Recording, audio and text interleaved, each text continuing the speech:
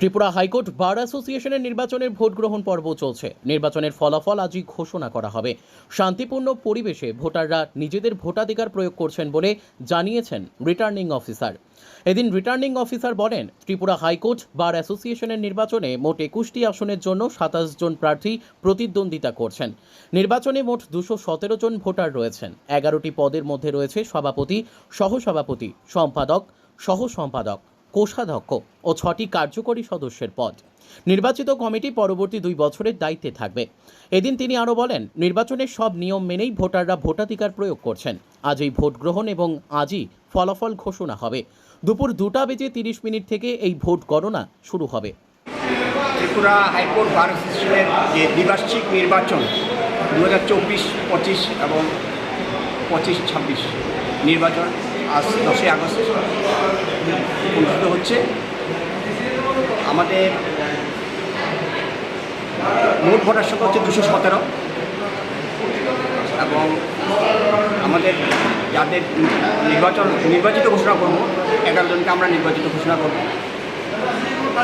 তার মধ্যে রয়েছে president, vice president, secretary, assistant secretary, treasurer এবং 6 জন মেম্বার যারা এক্সিকিউটিভ কমিটির মেম্বার থাকবে। আমরা 4টে বুথে আমরা ভোট গণনা করছি।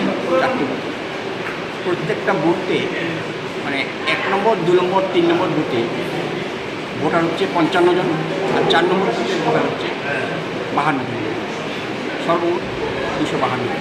টোটাল কতজন প্রার্থী প্রতিদ্বন্দ্বিতা করছে? আমাদের এই 11টা পোস্টের জন্যে আমাদের প্রতিদ্বন্দ্বিতা হচ্ছে 27 জন।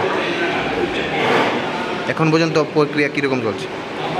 এখন পর্যন্ত শান্তিপূর্ণভাবে হচ্ছে এবং যে নির্দেশিকা দেওয়া হয়েছে ভোটের নিয়মকানুন অনুসারে প্রত্যেকটা ভোটার এই নির্দেশিকা মেনে ওনাদের মোবাইল এবং পেন এবং যেটা আমরা মোবাইল পেন বলি সেটাও বাইরে রেখে এসেছে এবং কোনো ইলেকট্রিক্স জিনিস নিয়ে ঢুকতে পারছেন না। ওনারা বাইরে ওনাদেরকে প্রত্যেকটা ভোটারকে ভোটার স্লিপ, নির্দিষ্ট ভোটার স্লিপ দেওয়া হচ্ছে। সেই ভোটার স্লিপ দিয়ে যে বুথে ভোট দেবেন সেই বুথে আমরা একটা হলঘরের মধ্যে, বড় হলঘরের মধ্যে আমরা সেই ব্যবস্থা রেখেছি।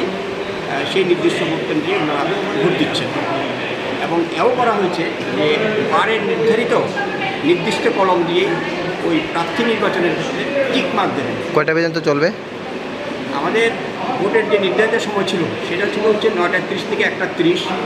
একটা বিশেষ কারণে সকালবেলা মিটিং এবং অন্যান্য আলোচনার কারণে সেই নির্বাচনটা আমরা 42 মিনিটস পরে শুরু করেছি। স্বাভাবিক কারণে আমাদের ভোট চলবে 2:12 মিনিট। 2:12 মিনিটের পরে আমরা কোনো ভোটারকে ভোট দানের জন্য অ্যালাউ করব এবং আজকেই আমরা ভোট গণনা শুরু করব। Bureau report, news tele Bharat.